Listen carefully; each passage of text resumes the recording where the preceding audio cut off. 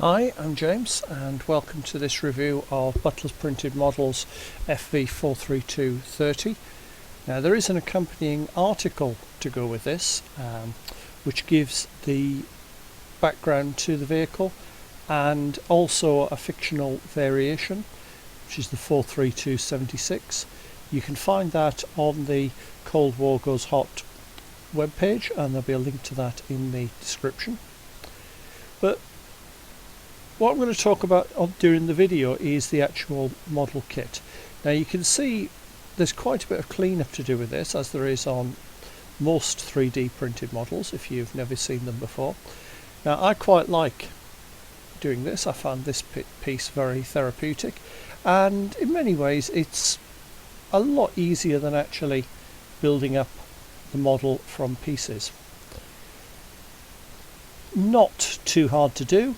I find that using a pair of clippers rather than the pliers that they recommend works better, simply because if there is a little tiny bit then I can snip it off without having to change tools. The hull itself came together really easily. It's worth noting it's got the exhaust running down the side of the vehicle, meaning it's a Mark II FV432 rather than the Mark I, which had the exhaust running along the roof until it was moved because troops riding on top were burning themselves on it. So moving on to the turret. Now the turret is a little bit harder to assemble because it's got the 30mm rod and cannon.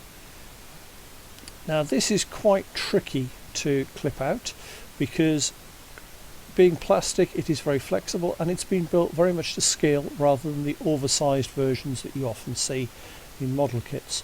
So I had to take special care to clip it and then take it off in sections, as you can see there.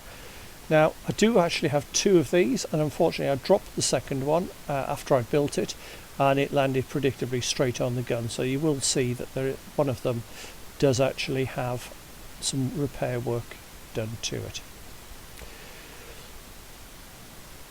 So once that bit is getting clipped off, we're getting there with it now. There's still a fair bit to clean up with this.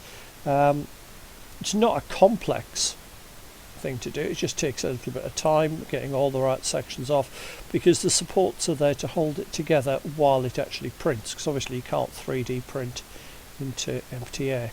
So there's quite a bit to take off around the turret, because anytime anything overhangs then there needs to be a support to deal with it. And the turret, which was taken from the Fox armoured car, does overhang quite a bit, particularly when you have the pillar in the centre for mounting it into the hull. With the Butler's printed models you can magnetise them. I generally don't. I find the fit is really good. They are a bit of an acquired taste for some people. Some people don't like them because you can sometimes see layers. It does seem to vary a little between different models.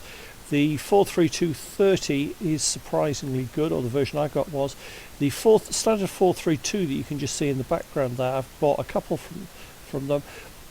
Some of them do seem to have visible print lines. They seem to be the older ones. The newer prints I don't see that in. So hopefully this should now be relatively straightforward. So I'll just clip that down to make sure it fits in nicely. Then we'll check the fit into the hull.